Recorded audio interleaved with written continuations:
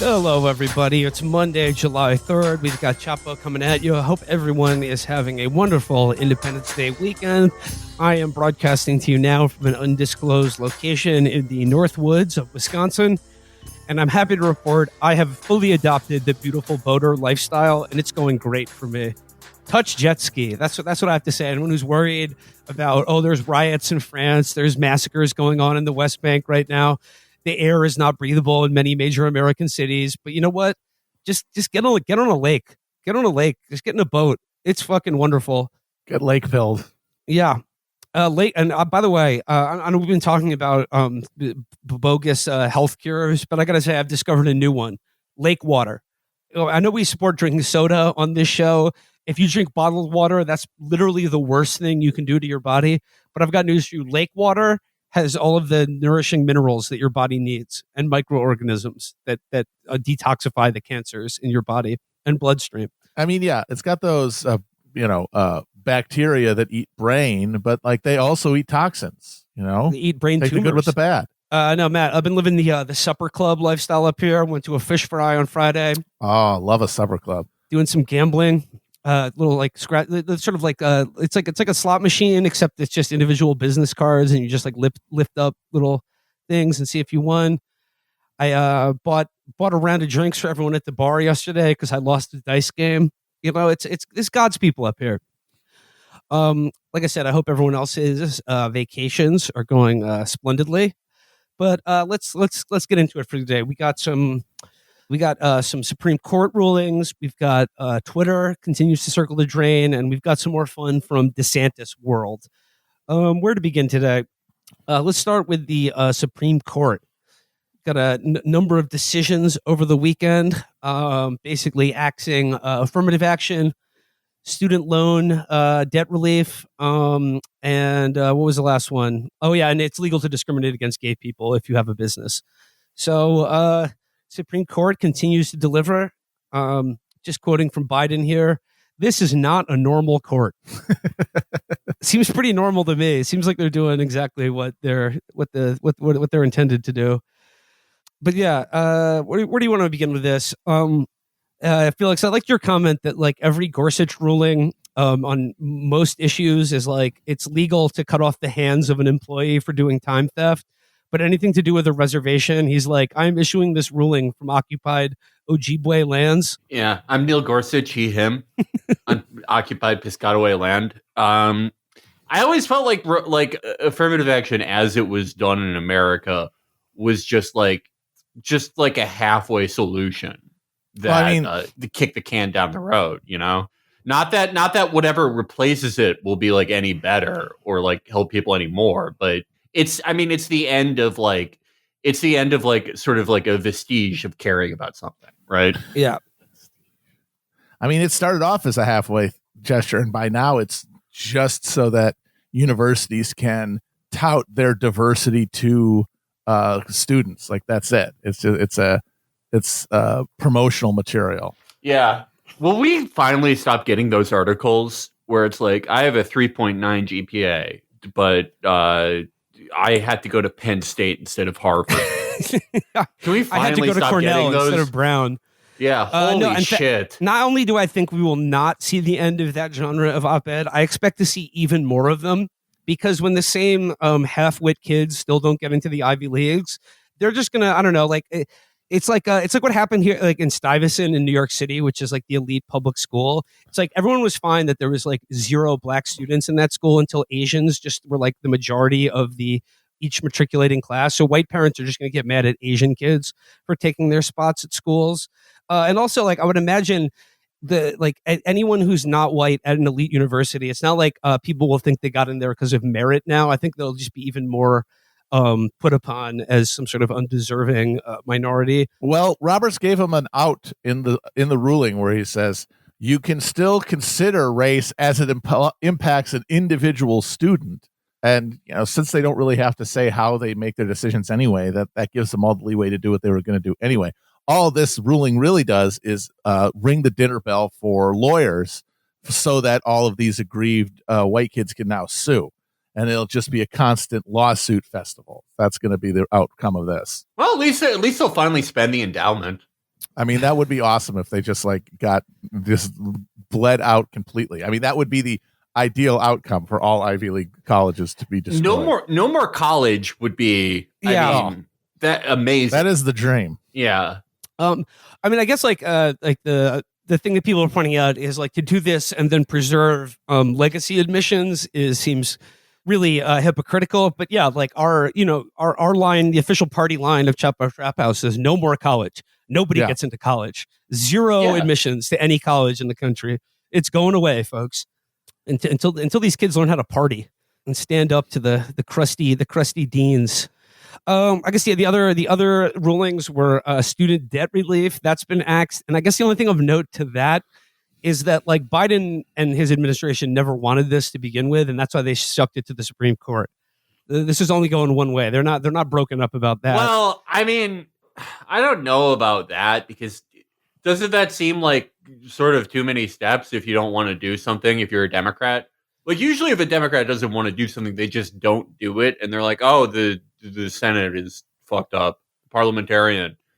Doesn't that seem like just like way too complicated, way too many moving parts? I mean, they can assuredly be, you can assuredly stick like shoddiness or like lack of will after it's struck down to them. But like, I'm not really sure if that's true.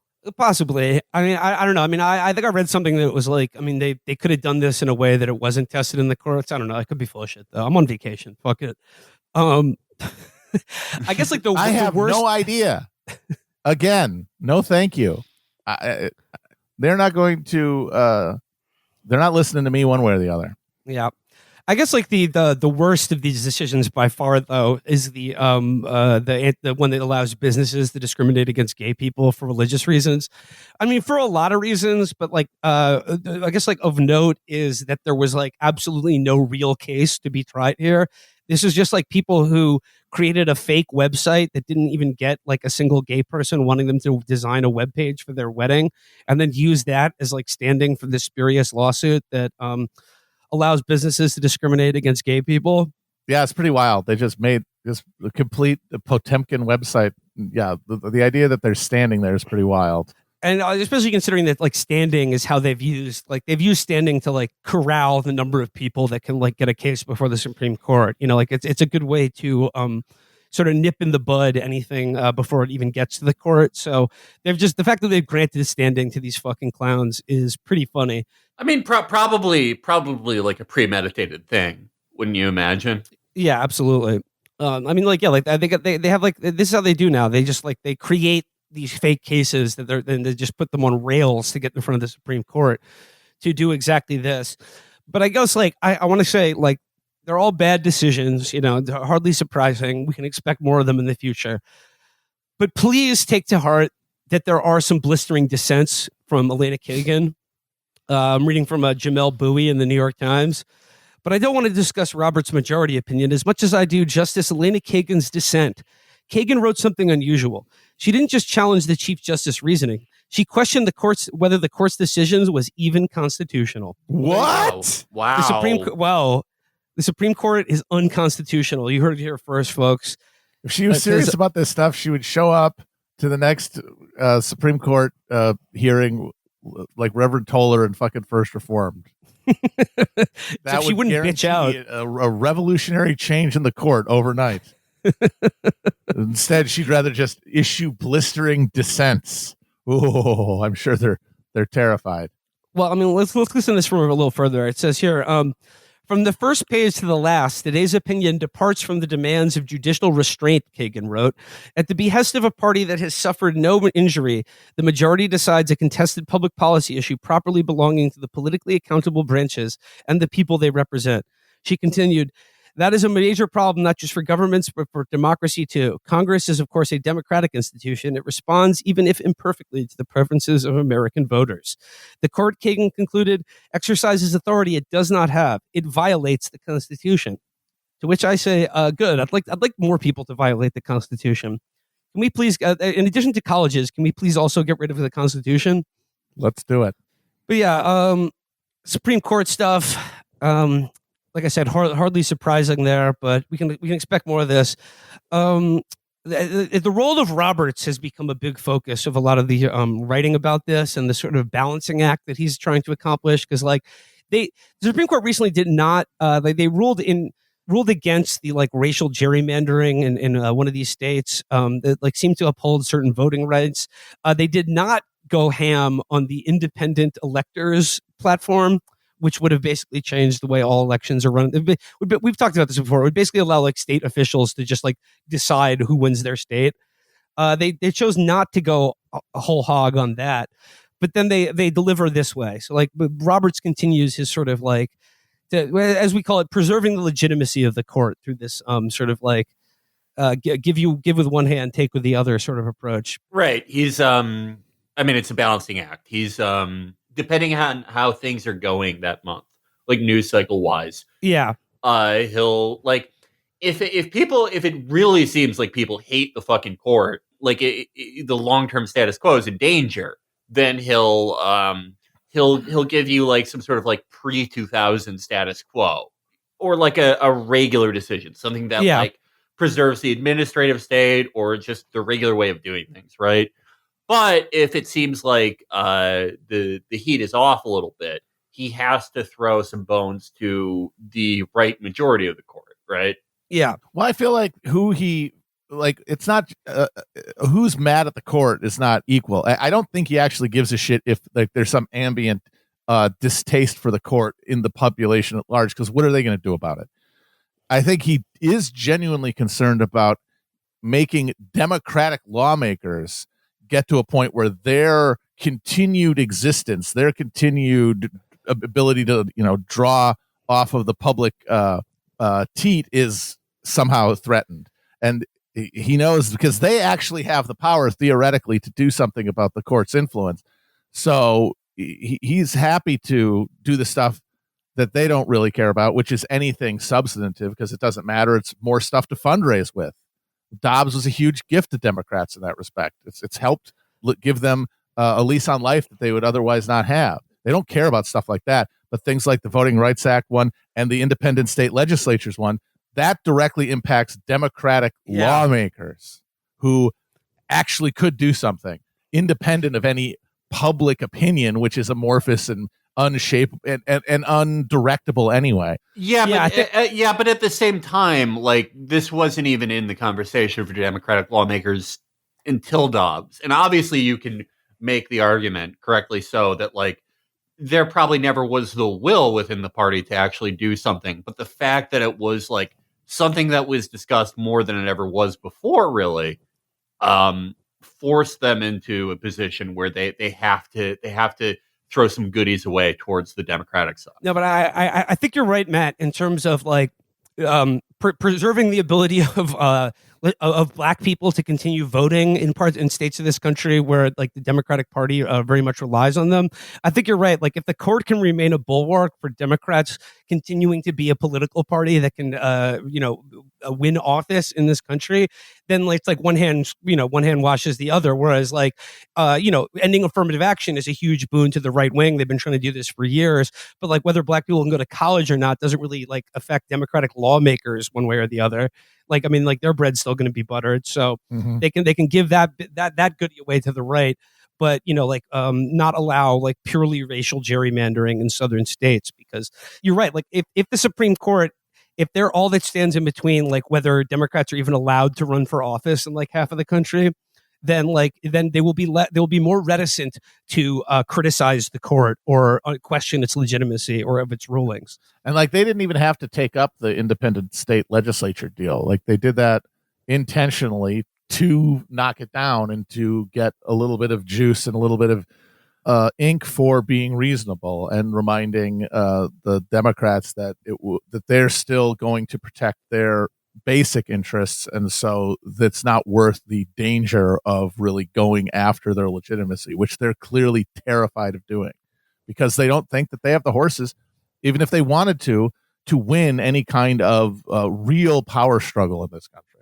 Well, moving on from the Supreme Court, I guess the other big event over this holiday weekend was the continued degradation of the usability of Twitter And like this is a topic that I feel sort of embarrassed talking about. Like all the people, the woe is me or Twitter is dying or whatever. Because look, I'm still posting there. Like my soul is trapped there for eternity, whether the website is functional or not. But did you guys have any? I mean, look, we made careers out of Twitter, and I met you guys. I've met so many of the people I consider very close friends through Twitter.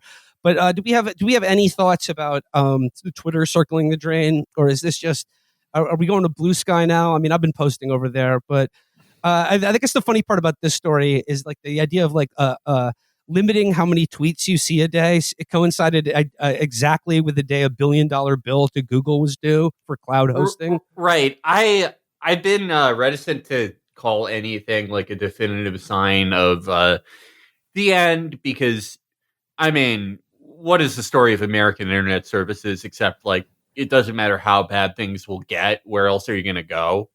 Most web pages will crash the average person's computer through sheer data mining and pop-ups now. It doesn't matter. But no one has ever interfered with people's ability to just consume as much as possible, unless it's something like the New York Times or Washington Post, and those are different. Yeah. For the average person who like doesn't know why this happened, they just got on there and it didn't work. They assume that it's pretty much over. Even it seems to be kind of back to normal later, but that doesn't matter. If this can happen, then it can happen again. I mean, with Google hosting, I've been told that like Google's fairly lenient if you don't renew because it's sort of a point of no return if you lose your hosting, right? And the fact that it happened instantly makes me think he just like Elon just told them to fuck off, right? This is probably going to happen in several other iterations. Your ability to just stare slack-jawed and consume content until the end of the day will be interfered with, and I think that's the end. I don't know. I don't think Blue Sky is necessarily like it. I don't think that's necessarily the next thing. But if under an Elon Musk ownership regime, I think its days are numbered. I mean, he is what he's trying to do in terms of reshape the business model and cut costs is clearly doing significant damage to the structure of the company itself. But the need that Twitter fills is still otherwise absolutely insatiably anywhere else, and so there's going to be a bucket to take all of that, I guess, emptiness, the loneliness that exists. And the thing that really made me certain of that was when it went down and when everyone was rate limited and you couldn't post, people were still, and a beautiful summer day, people were still finding workarounds to like look at posts. Like, oh, if you put everything in a list, then you can see the post. And if you copy and paste, like that is how desperate people are to be able, when something happens, to post about it. And this was the thing that was happening, and it was making it impossible to post on the place where you talk about things happening, but people still try to find a way, like fucking MacGyver, to do it. So someone's going to come in, the Saudis are going to bone saw his ass and like strip it for parts or something. But I don't think there's any way that structure that has been built to relieve people of their social isolation has been reproduced or replicatable anywhere else but there. So someone's going to have to take it over, take a huge profit cut, punch to the face right off the bat. But it'll probably be Musk at some point. But yeah, someone's going to have to do it. Right. I think the most likely option is like he has to sell it to someone else. And I don't, let's rewind a bit.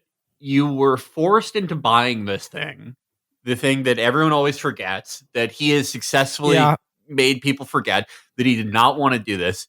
You are forced into buying this thing. And now, after like a series of fuck ups and like losing the main revenue generating source for this thing that you didn't want to buy, with tons of new debt, you as the owner of the service, who were previously bragging about like record users and record user minutes per session, you're on there and being like, go outside, don't use this gay thing that I bought. It's stupid. You're gay. if you want to use this. Fuck you. Obviously anyone who uses the cry laughing emoji, it's been pointed out, they're having the worst time of their lives, obviously. Yeah. He just cannot be having fun in any, he does not want to be doing this shit. Nothing he's tried to do has worked, and his half-assed explanations for anything are making less they make no sense at all. Has anyone ever have you ever have you used YouTube at any point? And has there been a pop-up on YouTube where it's like, all right, you can't use this for a day because of data scraping? What the fuck are we in Johnny Mnemonic? What are you talking about? They're doing scrape jobs. Yeah. Betty Davis's data got scraped. Yeah. As it was explained by someone else, Twitter was essentially DDoSing itself on the app. I don't know. I don't know. I don't know. Who does he sell it to? I guess is the Saudis. Problem, the Saudis just bought golf. Why not buy Twitter? Yeah. Why not? It would be pretty useful to them. Every time you post, you have to pay one of the, what is it called? The Jadzia tax or something? Jadzia Dax tax? Yeah. Jazz hands tax. Yeah. Yeah. And as long as we're talking about everyone's favorite person, how fucking lame is the repeated stories about Mark Zuckerberg and Elon Musk fighting each other? It sucks that it won't actually happen because Dick Zuckerberg would clear him. Yeah. Oh, he would wash him. Dick Zuckerberg would fucking own him. Dude, I've seen Dick Zuckerberg train. He's not horrible. And the only proof I have of Elon training, there's that one hilarious the Lex Friedman photo. Well, no, before the Lex Friedman post, he has one post where he's some idiot, probably Dutch man is making a thread about martial arts. And he's judo is Chad, blah, blah, blah. And Elon replies to it and he's like, this is all very good. I traded judo, Kyokushin karate, full contact, and no rules street fights. Oh my God. When he said I trained in no rules street fighting, that is the most girlfriend in Canada ass thing I've ever heard it. I trained in no holds barred street fighting. Yeah, was he playing Streets of Rage or something? What the fuck are you talking about? It was just him and other anemic South African aristocrats slapping each other in a parking lot 40 years ago. But Lex Friedman posted still photos, not video, of him. Yeah, not video. Elon. Yeah, and was oh, guess what, guys? Elon's actually really good. Which is Lex is black belt in Brazilian Jiu-Jitsu, but he's tiny. He's 4 feet tall. Is there a rank above black belt? Because he has that one in dick riding. Well, in BJJ, it's the red and black striped belt. He definitely has that. He has a 10th degree Dan in dick riding. He's trained with all the Gracie family and riding dicks. Yeah, he is. I mean, I really do think that he's so mystified. Lex Friedman is dumb as shit. My friend Charlie this week told me that at one point Lex, at the outbreak of the special military operation, Lex unfollowed everyone except for Putin and Zelensky, which is the dumbest fucking. That is so fucking. Get them both on his show. We'll clear this up. Yeah, so Lex Friedman seems like someone who his house is arranged like chess pieces or something. And he's I'm always in a game. He's that stupid. So he's absolutely mystified by Elon Musk, and probably even though Elon's fat and weak and bad at fighting, he's he actually beat my ass. He's just so hypnotized by Elon's bullshit that he let it happen. But Mark is. There's pure hatred and pain behind Mark's eyes. Yeah, exactly, Felix. I know Elon Musk must not be having a good time, but he seems like a genuinely dim-witted oaf. Whereas when I see the fact that Mark Zuckerberg is doing Brazilian jiu-jitsu, you're exactly right. I see those photos of him training, and I just see hatred. I see rage at I don't know, that girl at Harvard that didn't call him back or whatever. I think he's so sick of just being synonymous with weak chin dork that like he's turning into a killer. He's going Tyson mode. No one has ever liked him. That's the other thing. Exactly. Elon is like less popular than he used to be, but he still has fans, and he's had a lot of fans in the past. There's never been a period where people are like, Mark Zuckerberg's awesome. People have always been like, kill him. He's this guy. I hate looking at him. Kill him now. He's always been detested, and I think he's sick of it. Look, I've seen a lot of celebrity training footage. Mark's not the worst I've ever seen. He can kind of kick. He kind of knows what he's doing. It's not bad for a guy who just started, like in his 40s. It's more than enough for him to destroy Musk. The UFC said that they would put this fight on. Dana White, this he said, first of all, this is not a gimmick fight.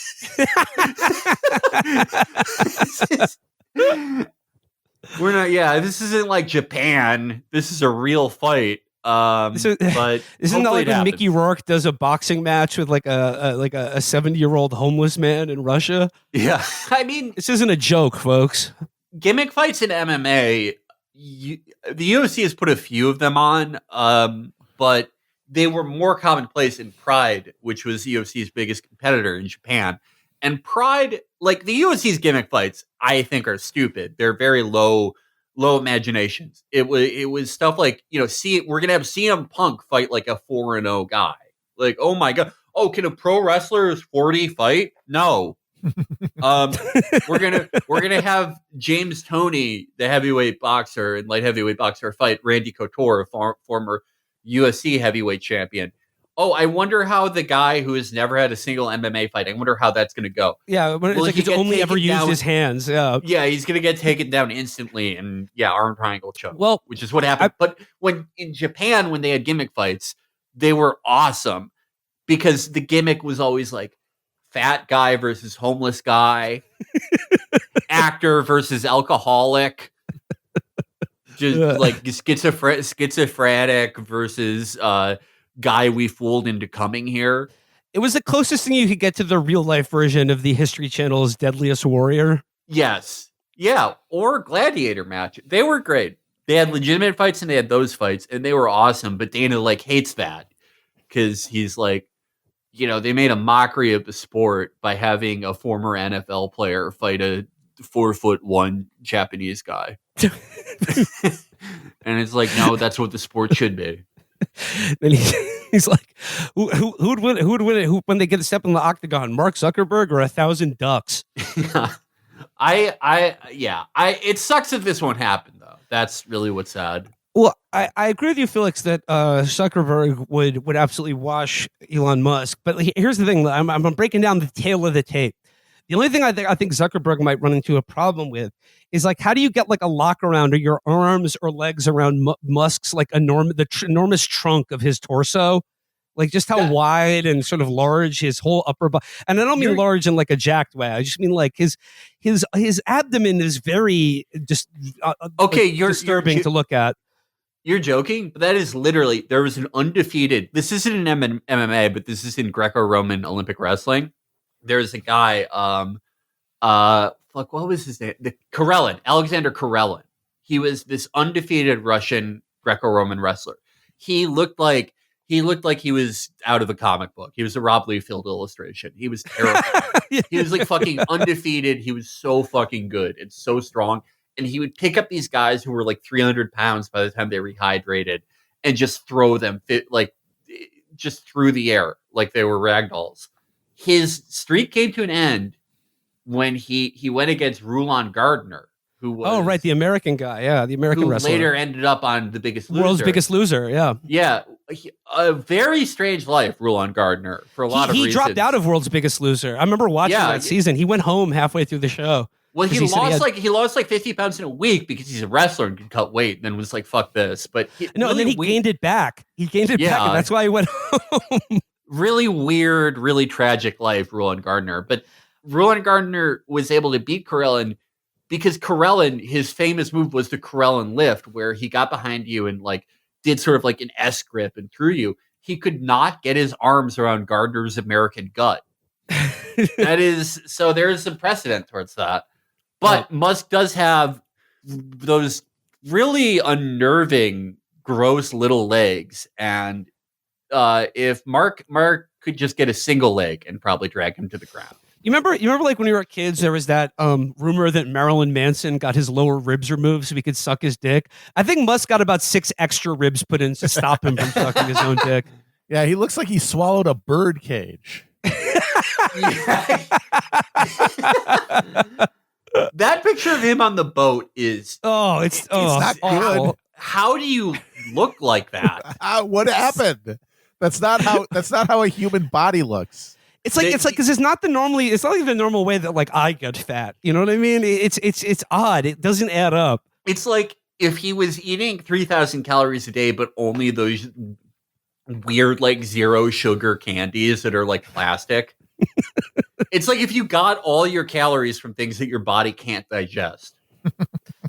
Oh man, it's like that Lex Friedman guy. Like seeing him again, he's like, I can't wait to see his 3-hour podcast in video format on Twitter.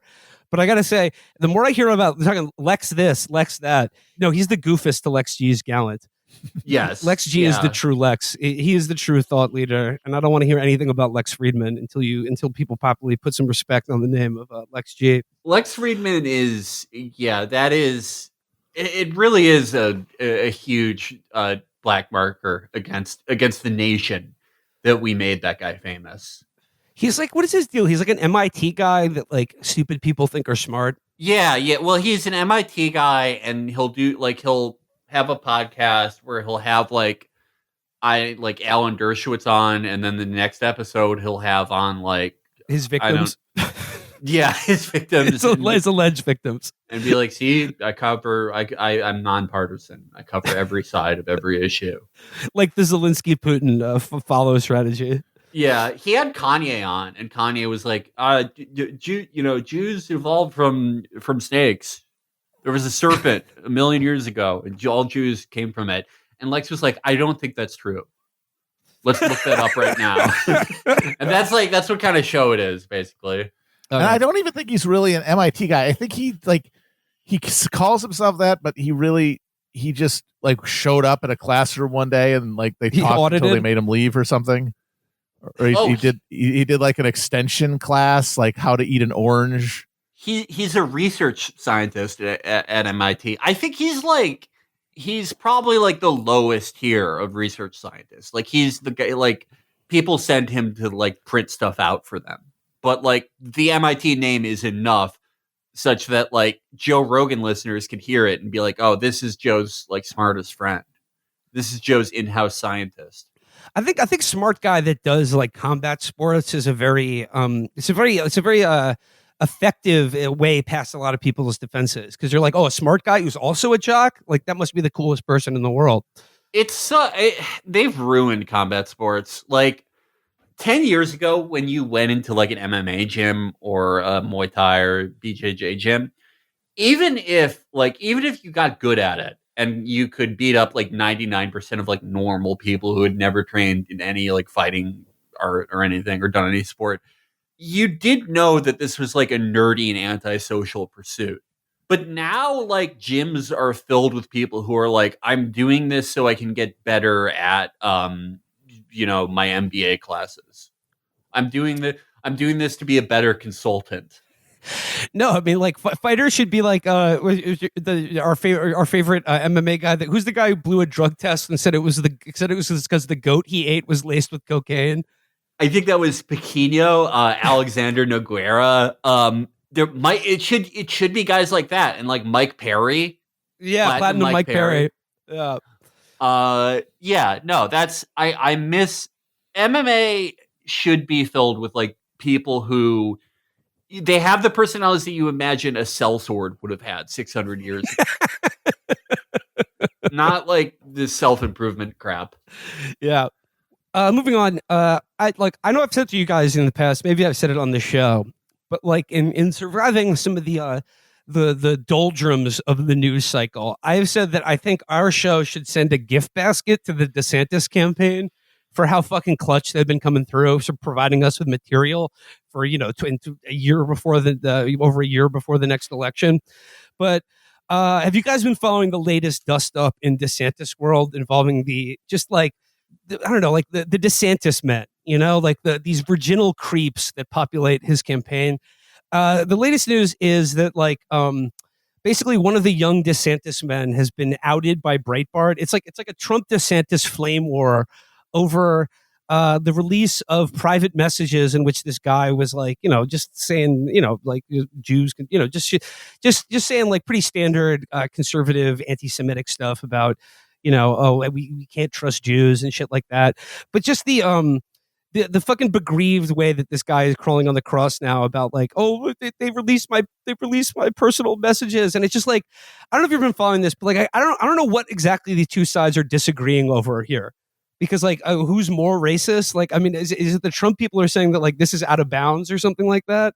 But I can't say I feel any sympathy for this guy, because he's did you read his long ass post, this Pedro Gonzalez guy? I read the only part of it I remember, which was very funny. His way of explaining it and being I don't hold these views now, was he was I actually, because I got into politics 3 years ago, I speed ran my entire political development. So I went from normal conservative to anti-Semitism. And now I'm in my final form, based DeSantis guy. Now I'm in my final form, guy who would like a job. yes, exactly. I was posting for the epic fun of it and trolling and asking the JQ and being based. But then I saw this guy and I realized he might be my meal ticket. So all of a sudden I decided that maybe we shouldn't be anti-Semitic, at least in public.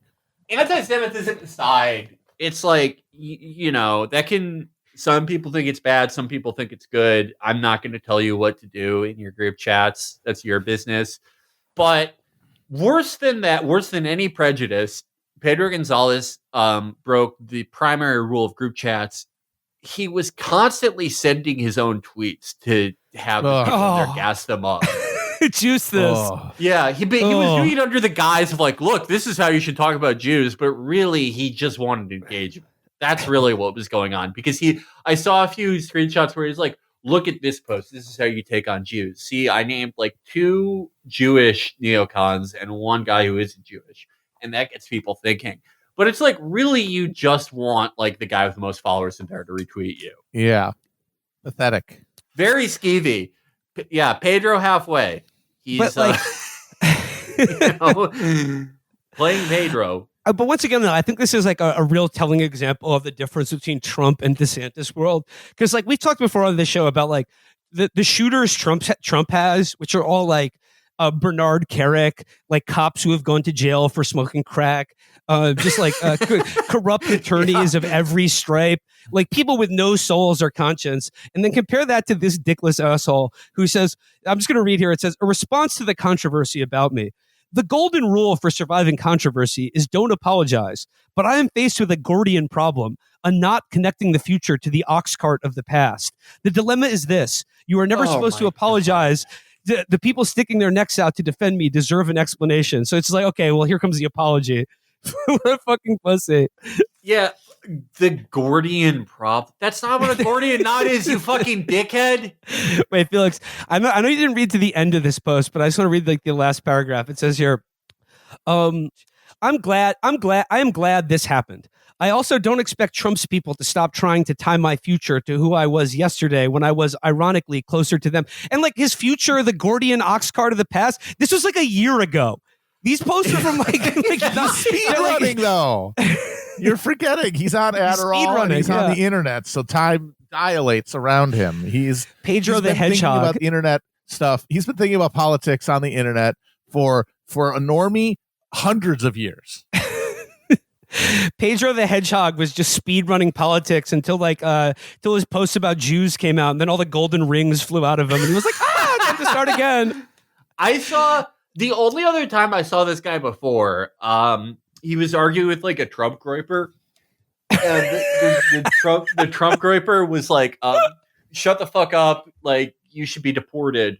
And he was that's where I'm going to catch you in your own logic. Trump should have deported me, but he did not. It's just the Warren voterness is steaming off of him. It doesn't matter that he's for DeSantis. It's just so Warren. That's I just want to keep reading from the end of his long apology post. He goes, I expect them to continue using any means necessary to silence me like they try to do anyone with a sense of shame against those with something to lose and families to feed, because it can cost them everything. It's the reason others don't defect or stay silent. It is excruciating, but the only way out is to let them hurt you and consign yourself to the flames of public judgment until nothing is left to burn. In Dune, Frank Herbert called this the attitude of the knife, chopping off what's incomplete and saying, now it's complete because it's ended here. I hope others see this. Down 18 hours a day. This is like fucking Dune. Jesus Christ, man. Yeah. Wow, Deep over here. The attitude of the knife. God, wow, the desperation and dorking, just like the zero swag, no pussy getting energy of all the DeSantis men is really something to behold. And I mean, like this dovetails perfectly with like, did you guys see the DeSantis anti-Trump ad where they're basically saying like Trump is like the most pro-gay Republican president, and they're right. You know, like, and it's an ad where it's like all this like swaggy music playing over it as Trump is like saying Caitlyn Jenner can use whatever bathroom she wants. Think she's a wonderful lady. We love the LGBTQ community, QI. Everyone, there's some folks that are questioning. That's okay. Where there's no part of the community. And then they like put in all this like evil supervillain music as it cuts over like badass glowing eyes DeSantis being like, Florida legalizes throwing gay people off of buildings. Yeah, but like it just reminds me of like when Hillary was running against Trump and she was just like, Trump is a different kind of Republican. He's not like all the rest of them. It just, yeah, they make in that ad, they do. It's like it's a very online edit, as most of the DeSantis campaign is. They're trying to do dark DeSantis. They make it so DeSantis is Patrick Bateman in American Psycho at one point, but it's like, if they're good at one thing over on the DeSantis team, it's accidentally making the case for Trump, which seems to be all they ever do.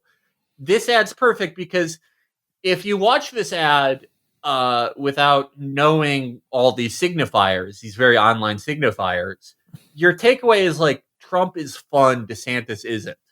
Regardless of the culture war stuff, Trump comes, you walk away from that going, oh, those are some funny Trump moments. Yeah. And here's DeSantis, the guy who's just never seems like he's ever enjoying himself. And even the music that they cut it with, like the supposedly bad Trump part, like he sounds funny and fun, and then it cuts to DeSantis, and it's just like, you know, like video game boss fight music. Where you're like, exactly, without the cultural signifiers, you could watch that ad and be like, wow, DeSantis is really a shit. That is really evil.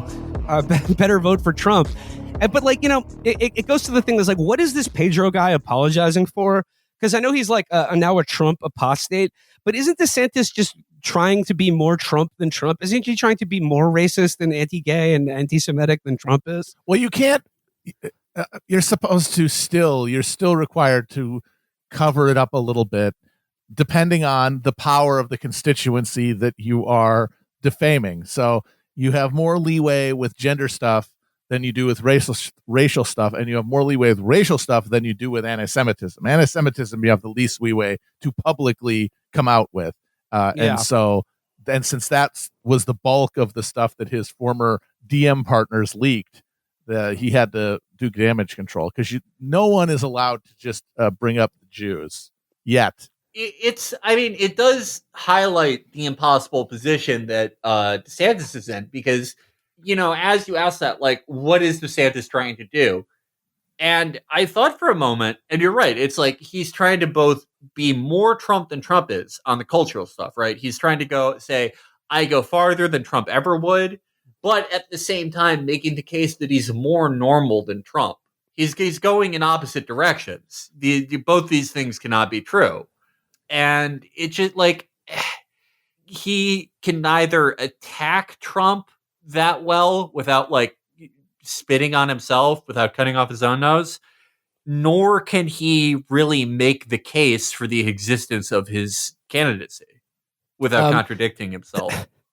But Matt, speaking of the point about how the anti-Semitic stuff, like if the group chat was just nothing but racism and homophobia, this would be like it would have dinged him less. I guarantee you, he probably wouldn't have written a 3,000 word apology. But like, listen to the way the DeSantis people are defending this Gonzalez guy. It says here, plenty of others have been interacting with Gonzalez's response, including Trump attorney turned DeSantis backer Jenna Ellis, who liked the message on Twitter.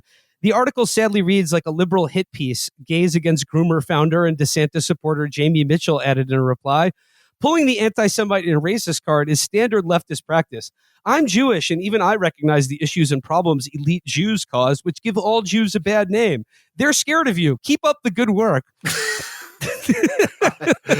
It's like just debasing yourself this much for like a campaign that isn't going to make it out of New Hampshire is wild.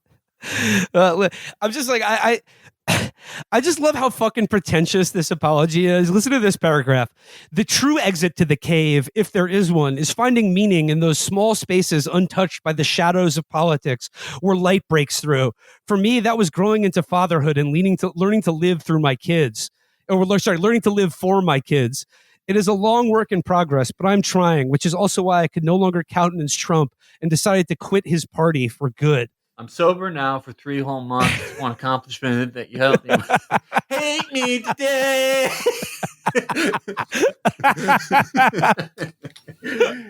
What is this? What the fuck are you talking about? Like, what?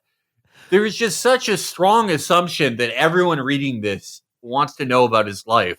But I agree with you, Felix. Like, this wasn't nearly as good. I mean, for like, as 10,000 word posts go, it wasn't nearly as good as the Lauren Southern divorce announcement, which is one of the most awesome. one of the most insane things I've ever read. That was like trying to read Finnegan's Wake, getting to the end of that shit. I read all of it, and the only thing I was able to draw from it was that she's basically like, "All right, since no one's asking, here's what happened." My husband is an insane liar and a member of the Australian deep state, and I haven't been posting for a year because his bosses at the Australian CIA said that I'm so annoying that it breaks international laws. Also, I have ADHD, and I live in a trailer park now. Anyway, I'm going to be doing a podcast again. That was sick. That was... Yeah. I mean... That's what posting is for. That was great. That was the best thing she's ever done. I really enjoyed that, even though it was way too long. She didn't use the phrase "the Gordian knot tied to the ox cart of the past," and then reference Plato's The Cave and Frank Herbert's Dune in his I'm done with this anti-Semitic shit. Still racist though. the Gordian knot thing is, I mean, like, offensive in its most literal sense, not in the sense of like, you need to apologize. This offended me personally. It just offends the senses, Yeah. I don't like to hear it. I don't like to see this person speaking. If you should apologize for anything, it should be the apology note. Yeah. I just like some of the other defenses of this guy. It says here, pro-DeSantis conservatives have been sharing each other's messages of support for Gonzalez since Breitbart revealed the extent of his anti-Semitism. Scott Moorfield of townhall.com retweeted Jadursky's message, as well as a similar missive from pro-DeSantis influencer David Reboy. The slime job attack on Pedro from Breitbart, as well as a host of people at the very top of MAGA world behind the scenes, is totally reprehensible, Reboy wrote, adding that Gonzalez walked away from the scene he was in a few years ago and is an honorable man. God, just like the stink of loserdom coming off these people where they're like, they sound like Rachel Maddow. They're like the slime fake news outlet Breitbart with their reprehensible personal attacks on an honorable man and father. Quite nerdish. Like, this is the thing that Trump gifted people, was not having to act this way. Yes. Not having to fucking debase themselves before the gods of propriety. And now you're going to recreate that because you have some fantasy that DeSantis in power is going to be anything other than just another fucking Republican. You've really convinced yourself that he's going to get sworn in and then his eyes are literally going to start glowing red. And he's not just going to do Chamber of Commerce shit just like every other fucking Republican. Also, like, just in the most practical sense, how many votes do they think that Pedro Gonzalez would move in the primary? Are you really like? Uh, Is this really like your most valuable surrogate? Yeah, This that is they'll MVP. that they'll have to come to his defense rather than immediately throw him under the bus. They're like, Pedro's just so honorable. Yeah, like they're all replaceable. They're all fucking replaceable. Yeah. Like Dave Reboy, who you mentioned, Reboy. he's Reboy, this, like, David Reboy. David Rebuy is like this. He's like this 5'1" like fire hydrant, this like power lifter dude, who just really, he looks like someone was screwing around when they made their sim. But he's the only DeSantis flack who I could maybe identify on sight, but they're just all interchangeable, and all of them are former Trump guys. Like all of them. I just want to know, like, what The dorkiest ones. Yeah, like, Yeah. What, like The what hangers was it on about and the hangers on. They don't have like, Will, you're right. Like all the people who were Trump from the get-go, they have this like sleazy sheen to them. Yeah, You know, I'm a fucking detective who tried to light his wife on fire. I'm a lawyer. I'm a lawyer who's banned from practicing law literally anywhere in the world. I ran the biggest Ponzi scheme ever, the Marianas Islands. I'm a DEA agent that was importing heroin into America. Exactly. Yes. Exactly. But all the DeSantis people are like people they're virginal, like they're weird, like 20-year-old Catholic converts who have like never gotten laid, never been liked by anyone, and then they're just like they're the "how dare you, sir" fucking contingent of right-wing politics. Most importantly, they were all people who were for Cruz until it became impossible for Cruz to win. Yeah, and they have to go with Trump. That is like the most important thing about them. These guys are fake friends from the beginning. Especially certainly on the right wing, every right wing political movement is going to need its share of geeks, as you'd call them in a James Ellroy book. You know, the kind of guy creepers who and peepers builds Stuka dive bombers so they can huff the glue. Those kind of guys. They're useful. They're shock troops. They're true believers. But you need something other than them, and that's literally all DeSantis has. It's geeks all the way down. Oops, all geeks campaign. Yeah. But I guess like what I'm wondering is like for the sort of DeSantis adjacent gripers, like what was it about it that compelled them to make this conversion from Trump? I mean, I think Matt's right. I think it's like that they never liked him to begin with. I think it's because there's openings, because it's an insurgent thing. You could potentially get a gig in this administration. Trump has already been in power. He's already got those networks set up. Like if you're not in yet, you're not going to be in the next administration. But DeSantis is a possibility of advancement. But just the fact that they're like, trying to be this like, red meat, fucking muscular like presidential campaign, that they're going at the top dog Trump, and then they act all fucking surprised when someone leaks fucking personal group chat details. They're like, "This is a bridge too far, sir.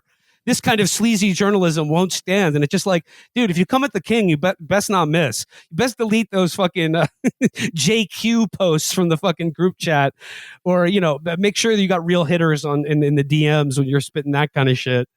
Yeah, you got to have collected plenty of your own stuff. You got to have mutually assured destruction. And I bet like it's the most loser shit in the world, which is like anything is allowed except for when it's directed at me. Then it's the politics of personal destruction. How could people be so cruel? How could you do this to me? I am a father. How can you be mean to a father? Pedro should change his Avi to his child, to like a baby picture. Because like whenever journalists and media figures do that, they're like, it's just the equivalent to being like, you wouldn't hit a guy with glasses. Exactly. The John Paderick special. You wouldn't insult a father, would you? You can't have like your most recent post is like, we need 100% of trans people to commit suicide. And then your next post is like, wow, this is what we're doing. We're writing articles about fathers. What the fuck are you doing? Again, incoherent, self-contradictory. Oh man. Oh wow. Just dickless. Zero pussy.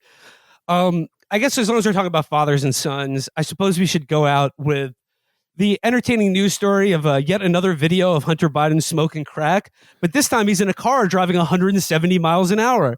And I know like David Roth made this point, but like, who the fuck is he sending all of these videos of him smoking crack to?